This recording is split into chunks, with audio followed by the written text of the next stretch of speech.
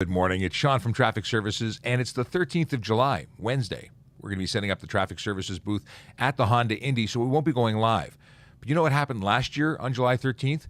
Well, it was Ask a Traffic Cop, and it looked a little bit different than what we do these days. We're going to share with you that episode when we interviewed a friend from the OSPCA talking about animal safety when traveling in a motor vehicle. So it's important information as it gets hotter, and that episode is starting right now. So sit back and enjoy, and we'll see you soon.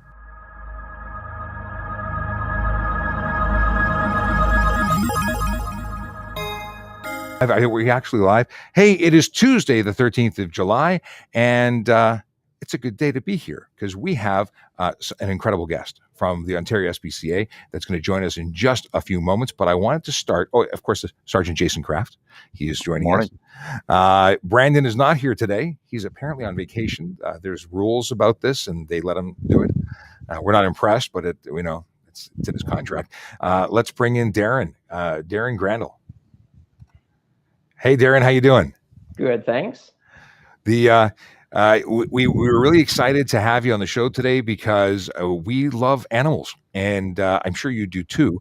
Otherwise, why would you be doing what you do? But the fact is, we've got some questions.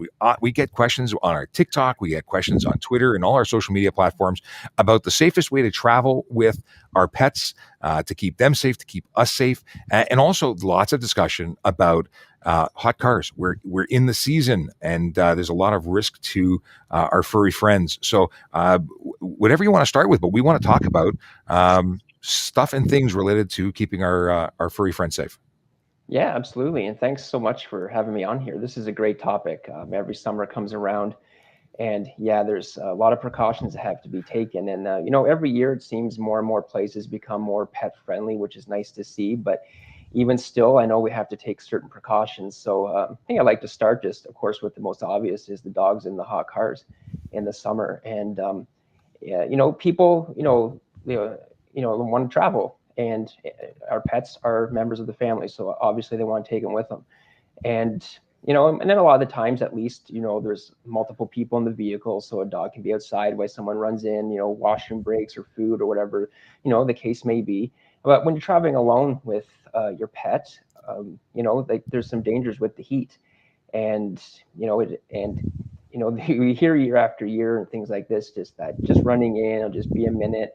But we all know that there's lineups, there's people you bump into, there's delays, and no amount of time being in those cars is a good amount of time. We've all gotten in cars, even on cloudy days, we get in, we feel that heat, and it doesn't have to take long. We might just have gone into a store quickly after driving for half an hour with the AC on. It does not take long for a car to heat up.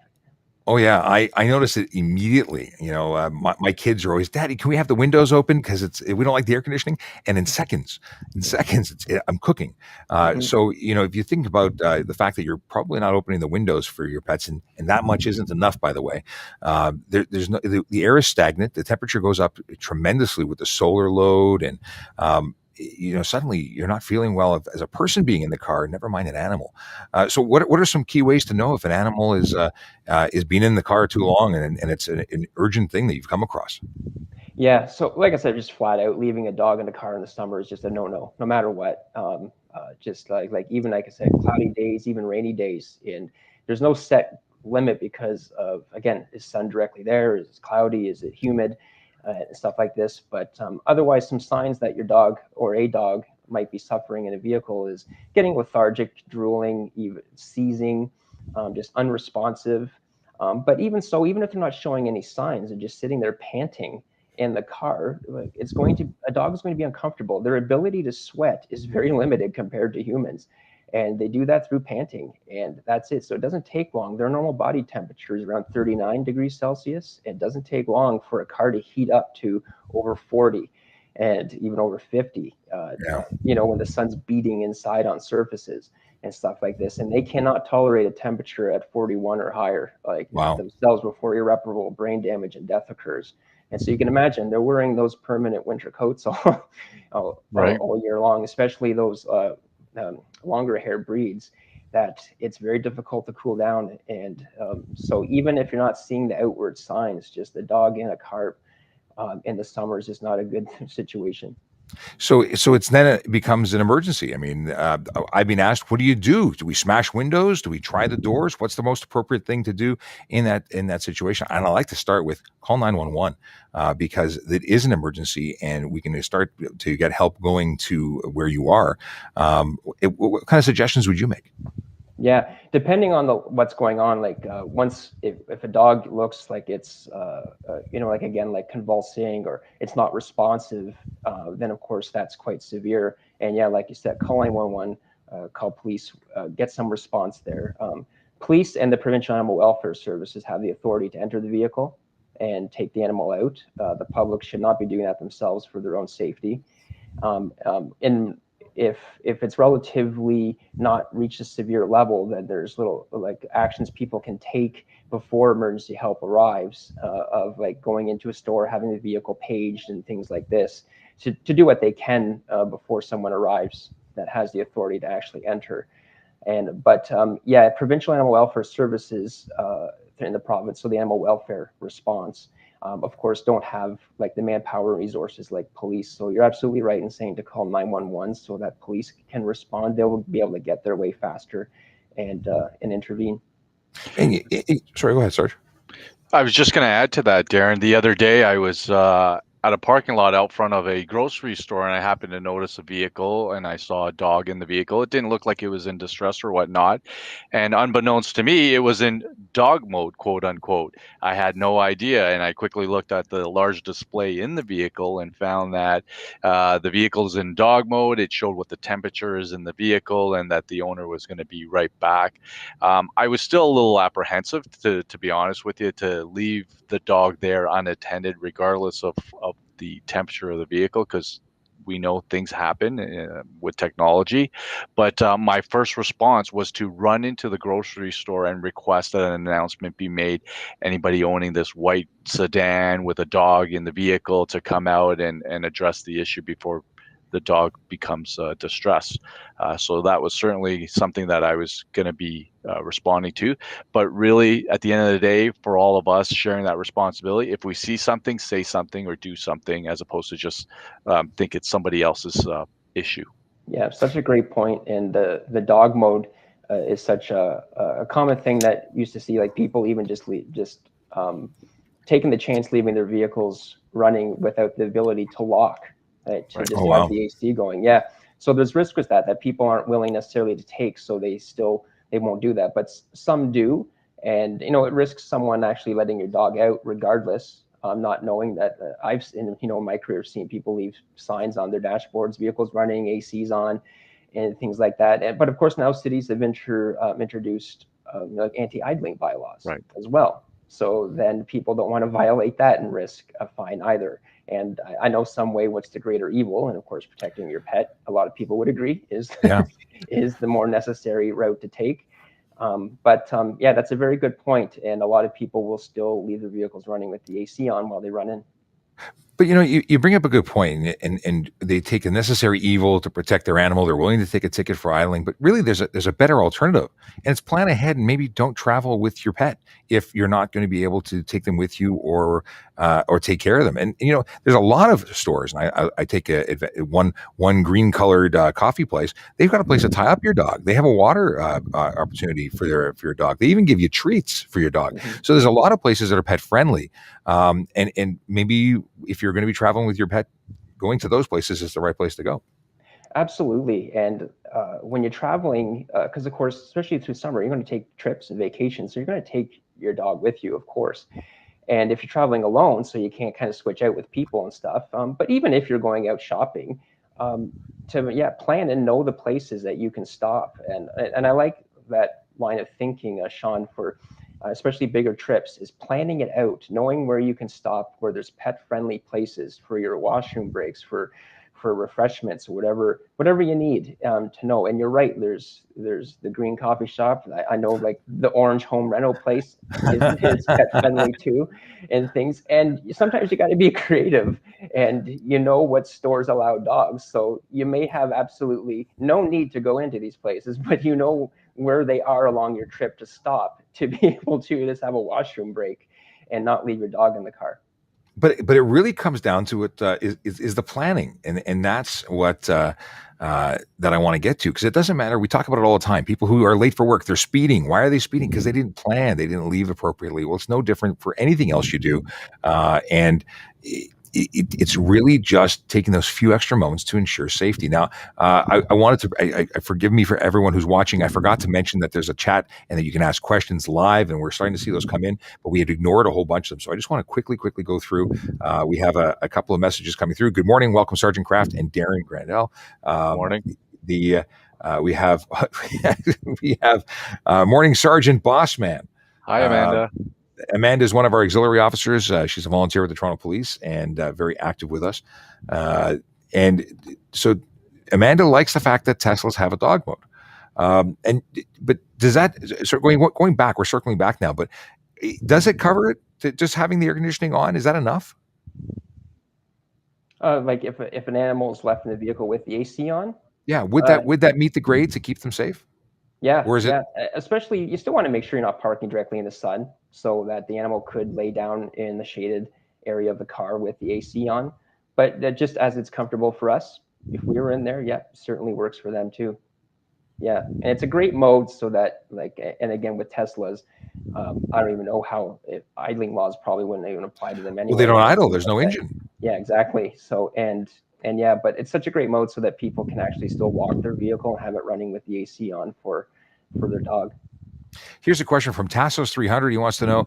He says, so if us, the public, call emergency services, but when we try the door and they are unlocked, can we get charged for that? So someone's standing in front of the car. They see an animal. They think it's in distress. The engine is not running. There's no dog mode. Can they open the door? Can they let air in? Can they be charged for that?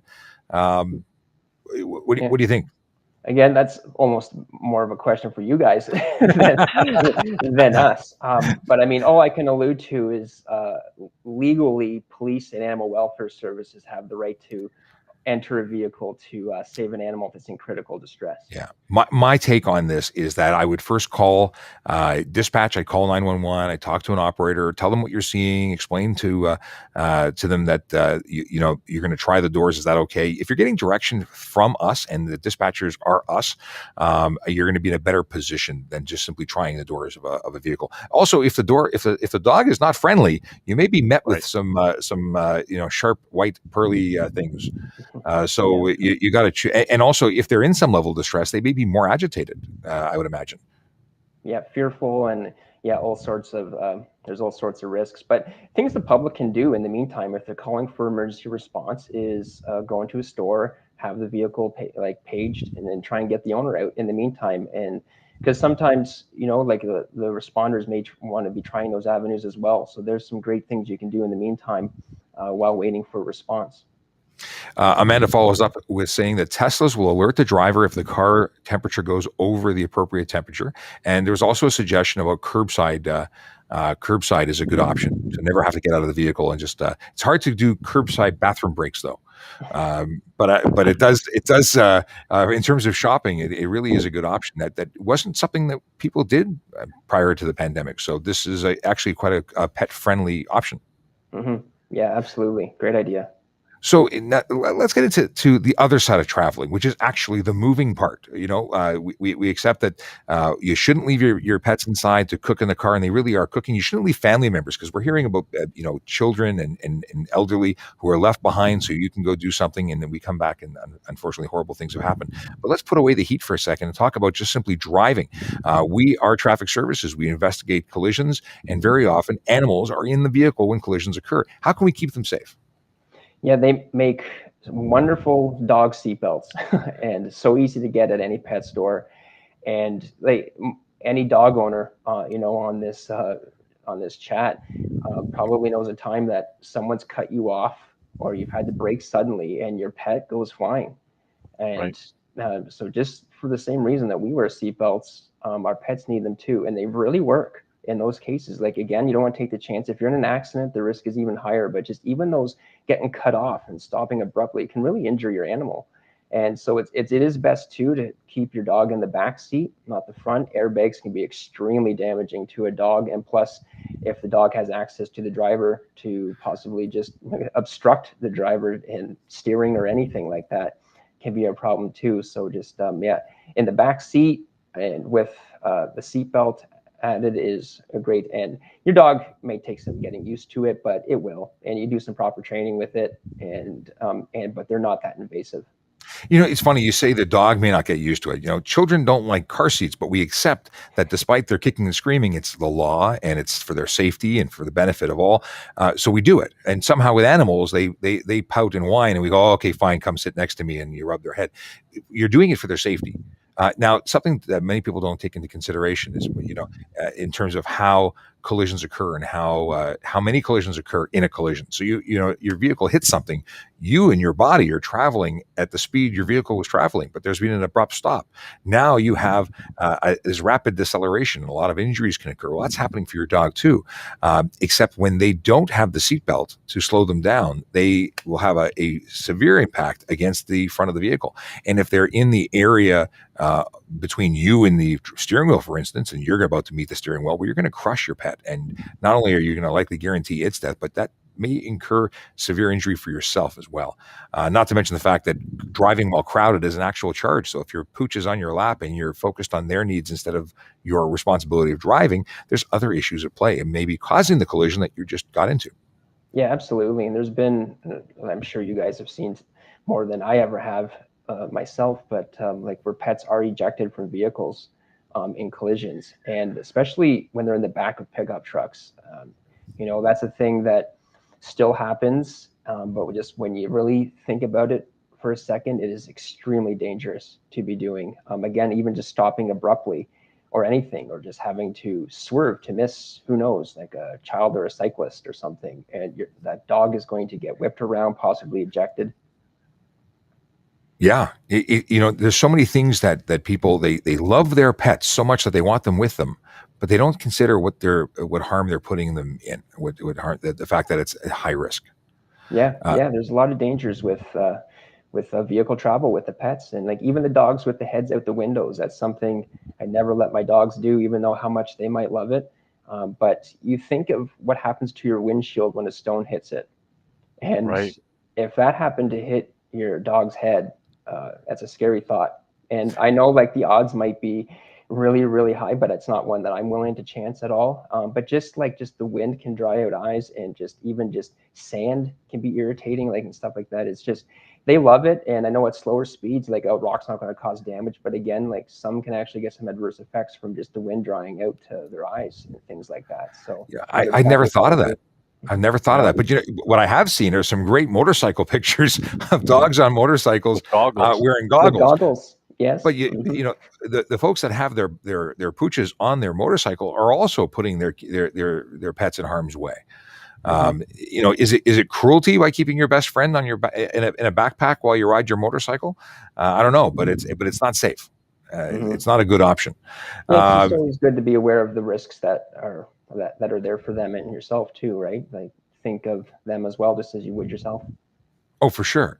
And often, people are kinder to their animals than they are to the people in their lives, and at the same time, completely discount certain things that are really dangerous for them. So I'm glad we're having the opportunity to talk about these things with you today. Amanda had made comment about that there are some pet harnesses that are not crash tested, and she's saying make sure that you get one that is. So there's a lot of options out there, and some of them are just a belt. I suppose, and other ones that are designed better. Is there a good one? Is there one that you suggest, or a style that you suggest? Other than know exactly what she says, is just really look that you're getting one that's been tested and is well made. She's absolutely right. What a great point. You got to get quality. Yeah, you don't want to just go for the cheapest with nothing otherwise. There's a lot of varieties out there that are good quality, so it's best just to find the one that meets those standards, and it's going to be the right fit for your dog. What about for I see this in a lot of vehicles, and it looks like a divider or a cage style that goes in the back or trunk, especially in SUVs and the like. That it's not a tether. Does that work as effectively, or would you still use a tether in addition to having that sectioned off cage? It's still always use again like the actual seatbelt type things. Again, wouldn't want people just tethering their animal, like just tying a leash to the side of the vehicle and attaching it to their collar. You can imagine the injury that can happen there. And that's why the seatbelt things are really good. They're harness style. They click in right to the seatbelt device in the car. So they work really well. So, I mean, the dividers are really great, just if the dog's always possibly like trying to get into the front and things like that. And so it creates that divide, but it's not, again, it's just another wall in front of them in the end. So that's not a pet safety feature. It's an owner safety feature to keep them out of the compartment, to keep them, separated into the back, but doesn't necessarily do anything for their safety. And if the focus is safety, then the pet seatbelt harness system is going to be better. Mm-hmm. Yeah. Okay. Exactly. And Amanda, who's actually a specialist in car seats for children. So, maybe there's a future in pet tethers. Yeah. We just got the question of Seymour wants to know who Darren is. Well, Darren is the Director of Animal Protection for the Ontario SPCA. What other kind of things do you get involved in? Because obviously Seymour wants to know. Yeah, well, I guess it's probably important for everyone to know up until 2019, the Ontario SPCA was the enforcement agency for animal cruelty and response. And in 2019, that went back to the Ontario government, the Ministry of Solicitor General. So now we are not an enforcement response agency. We focus just on helping animals and helping people look after their animals. So the Ontario SPCA has a number of programs. We have our spay-neuter clinics, both fixed locations. We have our mobile spay-neuter clinic. We transport animals from remote areas to more urban areas to find homes. We do pet food distribution to, of course, food banks and other people in locations that need it as well. And of course, we do have our adoption centers throughout the province to find pet homes. And yeah, so not doing enforcement freed up a lot of time and resources to actually do a lot of good in communities, and it's been a really positive change for us. And you just mentioned it, but I wanted to come back to it. You mentioned before we went live about this whole food bank situation. I thought that was amazing. So tell us more about the food bank involvement. Yeah, so we keep getting donations of pet food and from the large companies, and we have some warehouse locations where we'll store it, and then we work on distributing it out to locations that need it. And even just when people find themselves in financial hardship and they need a little help with pet food, so we'll even just, if you need a bag or just some cat food or something like that, we arrange to help out in that capacity as well, where we can. This is a large province, so. No kidding. So again, it's where we can, but we also try to work the best we can with all our community partners around the province, other SPCAs and humane societies to do what we can. Sorry. No, go ahead. Darren, do you accept volunteers? What can volunteers do? What can myself and my family, my boys do to help out the SPCA? Yeah, the volunteers, it's a whole other department that looks after the volunteers. So I'd be afraid to dive in, but I can certainly tell you the success of our whole organization. There's a backbone of volunteers there, and there's hundreds of volunteers that we have. And through the pandemic, we haven't really been doing much in regards to our large events where we utilize volunteers and things like that. And they're so passionate about what they do. They're so eager to get back, the messages that we're all hearing from our volunteer coordinator and things like that. So, there's lots. I mean, we have volunteers that come in just simply to be with the animals and walk them, to helping organize and administer events, fundraising events, community events, and even be part of just even the animal transfers or pet food distribution and things like that. So there looks like there's a ton of opportunities on the website. A lot of it can be done by simply giving a donation to help support them in the good work that they do. But there are other events, and if you go to ontariospca.ca, there's a section of how to help, and you can do all sorts of things. So they even have a gift shop that gives back. So there's lots of opportunity to get involved there. Awesome. In terms of social media, we know that you're on Twitter, on Instagram. I imagine that you can go see some furry friends there and get more information about the great things that are done by the Ontario SPCA. Anything that you'd want to throw in? Any messaging that you want to give to everyone watching?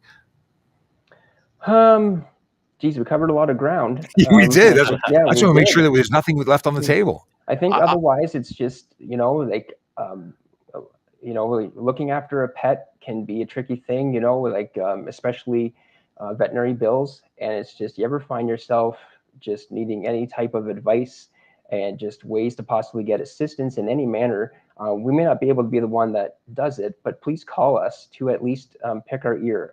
310 SPCA, just call anytime to get a hold of someone. Just ask any question. There's no question that's too silly or ridiculous. We really want to see pets and their families thrive together.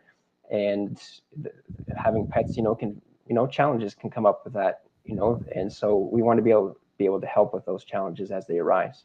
So 310 SPCA is an Ontario-wide number, no area code required. Is that right? Sorry, right. Sarge, I cut you off. Yep. Sorry, I just more out of curiosity than anything, Darren. Can you walk us through what a complaint looks like or an intake that you receive in regards to any potential cruelty investigation, or what does that look like from your end? Well, for us, because we don't do the enforcement, we still get lots of calls. So we direct people to Animal Welfare Services, which that number is 1-833-9-ANIMAL, I believe. And so that's, again, like a 24-hour call service number for the entire province to report suspected animal cruelty or neglect. My head's in that enforcement space because that's what we do, and that's where it went in terms of enforcement or types of intake. And I apologize for that. Oh, no problem. Yeah. Question No, about actually, it's a good volunteers as point. well. No, it's a fresh thing. This was just mid 2019 that the switch happened. So every day we are getting calls for people wanting to report stuff. So this is good that you brought this up, and we are simply forwarding them on to the Provincial Animal Welfare Services. And yep, that's the number right there. I hope it is. I typed it in after you said it. So if it's wrong, we're blaming you. Yeah. I did not verify this, but you can Google them. And the fact is that if you suspect animal cruelty, if you're aware of something going on, the appropriate thing is to call. Let investigators take it from there. It's just like calling 911. You don't have to be absolutely 100% guaranteed of with facts and evidence. You need to have a concern for the well-being of an animal or a person when you call 911. So it's better to call and be wrong and let the investigators do their thing than to not call at all and have an animal or a person, depending on which stream we're talking about, be dealt a horrible hand at the hands of someone who's being cruel to them. So it's a serious topic. We hear horror stories all the time. Many of them don't get to the media. So it's important. It's important work. And thank you so much for the work that you do, Darren. I really appreciate you coming here and helping us out, talking about this important topic. We'd love to have you again because I'm sure there's going to be a lot of questions that come in follow up because this episode will be available on our YouTube forever. We can watch it, replay it, on nights and weekends. And we'll have to reach out again when those questions stack up and we can do this all over. But really appreciate the time you've taken. Check out the Ontario SPCA. That's www.ontariosbca.ca. And with that, I want to wrap it up. Unless Sarge, you've got anything that you want to chat about? No, thank you very much for joining us, and we really appreciate the information that you're sharing. As we know in traffic services, it's not just about the enforcement piece, but it's also about continuing the conversation in our communities and our circles, education, community engagement. Those are all part and parcel of keeping everyone safe, including all our pets, domestic and wild. I don't know if anybody's got any wild pets, but... Well, oddly enough, Tassos 300 says, does the Ontario SPCA mainly focus on household pets or any type of animal protection in the wilderness? Are you specifically with the household domestic animals? Well, certainly, again, wildlife, not so much anymore since we're not in enforcement.